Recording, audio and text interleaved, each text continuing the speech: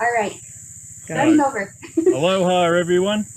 Welcome to Fruit Forest Farm. It's midsummer here, so it's pretty warm and steamy. My wife Alison and I started here about 36 years ago with the vision of growing a broad range of tropical fruit, and we're still here after that time and have learned a lot and are still progressing in a reasonable sort of state. There's a fair few factors I want to get across today. It's fairly innovative what Jamie's is doing with this technology to get the message out there, and what we're doing in the paddock is pretty advanced technology too with the trellising. I suppose the rough background is we bumbled along fairly well until Cyclone Larry in 2006, and it was a Category 4. We didn't get the eye of it, but this block of sourshops that I'm standing in front of, we had 74 dinosaur trees, as we call them, and we only had 4 left standing. So and our rambutan block got wiped out, blown out of the paddock, and I didn't think it was good business as a fruit grower to continue that way. So we looked at other options of growing trees and supporting them in big wind. We had a light bulb moment with Rocky Varapodio, which is down in the Tatura area. He grows 600 acres of stone and pip fruits, 10,000 tonne a year, and we thought this would be worth a try. So we came back and did it, and we've probably never looked back from that time. We've had ups and downs, but there's a few key points, I suppose, for our journey of over how many years it is. Since 2007 we started anyway. I talked to Rocky's old man, Angelo, on the phone. I've never met him. And one thing he did tell me is when they started trellising, and it was a research station run by Baz van der Nende, who's the real tree whisperer and guru down in Tatura, he said when they started doing it, they got a lot of advantage in production and yield quality. And he said once everyone woke up to it and started to do it, the margins decreased. So that's a positive in some ways, not necessarily because we're all in this to make money, but there will be people who will say it won't work. We've had it all for years, and there are still people saying trellising's no good, it's too expensive, it's too much time, it's too much labour.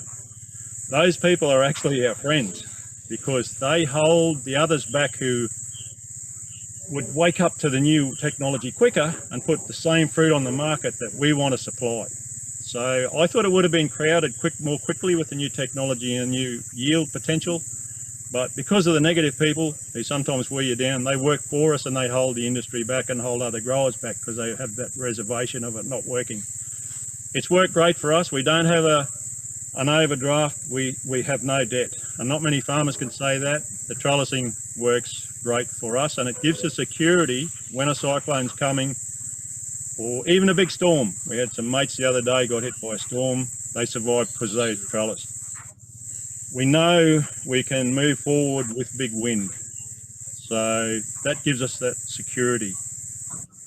This block particularly was a turning point for us. We had 74 sourshops, Cyclone Larry, Category 4. There was only 4 left standing. So we went into the trellising. People said it wouldn't work, but we tried it anyway. And when less than 5 years later, we got the eye of Category 5 Cyclone Yasi. Same as a hurricane, just turns a different way.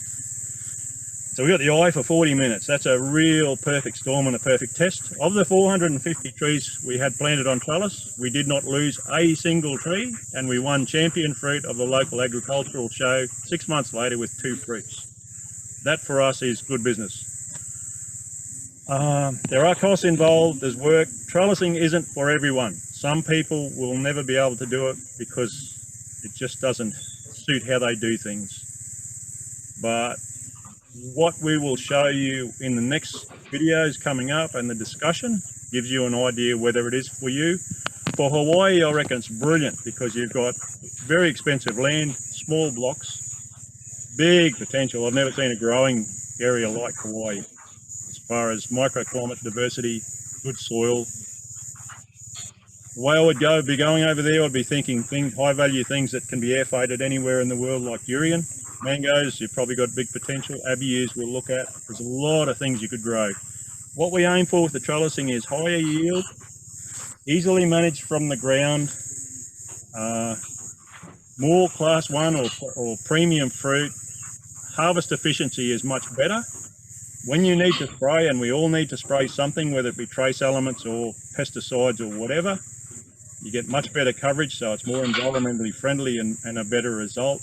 And harvest maturity is probably a big thing. That's another thing with stone fruits. I buy local stone fruits at the moment only once, because you buy them and you're disappointed because they're picked too green.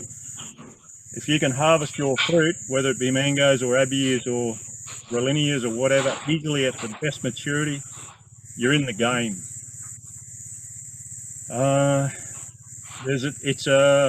It's not a silver bullet, the trellising. We've made every mistake in the book. So that's why I'm here. That's why I can save a lot of people making mistakes and suffering a lot of pain and going to the expense, because we've done it all, but we still come out smiling.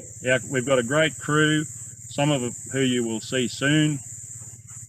We all enjoy working here. Our son's on the farm, and little grandson Max might end up taking it over. I think with farming, this business of it's a hard job and you're going to suffer and you've got to work and you make no money is old hat. You've got to make good brass out of it. You've got to enjoy doing it. You've got to be really proud of the products you produce, and you've got to do it efficiently, because it's not necessarily other fruit growers in our region who are at our competition. I see it as mainly junk foods. We've got cheap imports from cheap wages countries, and there's other things out there. We've just got to produce better quality fruit that people enjoy eating and feel healthy and are healthy because they do so more easily. The trellising certainly does that for us. It's quite exciting. We're right into it, boots and all, and it becomes easier over time. It seems daunting at the start, and I found it very difficult, because ranchers, or cowcockies as we call them here, are virtually born with a pair of pliers in their back pocket, whereas here poles and wire and anchors and stuff are not normal. But what the trellising allows us to do is form a tree structure early, from an early age of that young tree, and continue holding that structure and nursing that tree to an early maturity, so it gets it right from the start. And in big winds, it's going to hold the tree up and not have broken branches. It's easier to net.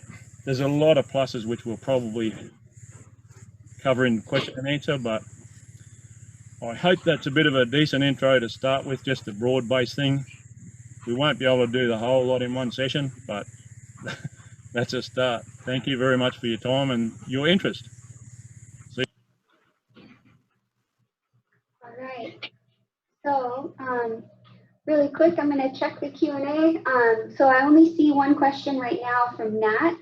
Nat, just so you know, this is pre-recorded. So I have a series of videos I'm going to play. So no, we're not able to turn the camera, but we can answer your questions. So at this point, does anybody have anything specific they want to type? Go ahead and write that in the Q&A, and if not, I'm going to move on to the next video.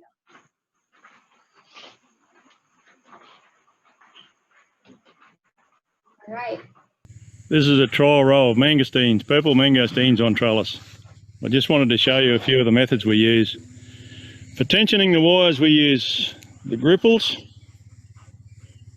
Just a wire tension. You need a special tool to tension it, but the beauty of these, you can, about once a year, you need to just tidy them up again, because your poles will sink on the end. The wires on the end, I see people making this, mate, should have a little buddy staple underneath. We use 40mm staples with a barb on it. You need barb in treated pine. We use 12-foot poles in your measure, but 10 foot is probably more available, and for most crops you could go that bit shorter. But this helps support the wire where it comes down the end to the anchor. Very rarely can they pull out. We've put a bit of a frame up outside, because our intention is with this row to be able to cover the row to moisture stress it as we want to make it flower. Mangosteens need moisture stress to flower. So we have that option. Anchor wise, anchor's crucial. You can use pretty near anything. You can use a big rock or a blob of concrete on a bit of anchor chain, or what we use generally, that's the eye of our anchors that we screw in with a post hole borer. And they're 1.3 metre 20mm Rio bar with an auger thing on the end. So we screw that down in and it'll never shift. it's a great system. So the anchors are like a tent peg. They're a crucial part of it to hold the system together, and they tie down on the ends. We often plant a little fruit salad type tree on the end of the row. Just a nibbly tree so you can graze on it. This one hasn't fruited yet. But. So next to this row is our red prawn durians. They're looking great. We don't use plastic mulch. There's enough plastic pollution in the world already, and we found when we used it on the soil, all it did was become an obstacle course for worms and everything else. So we use just ordinary mulch, and prunings go in, and every time we mow, the grass is thrown in. So it builds up well. Because of the trellis only has a narrow row, it's fairly easy and efficient to mulch the full distance of the row. And this was flogged out old cane land when we started, and it's got really good soil life in it now. It's coming really, really good. And for things like durians, which get phytophthora, and obviously avocados, that soil health is very important. So efficiency wise, it's pretty good. You basically, weed control is pretty easy once you get the canopy up a bit.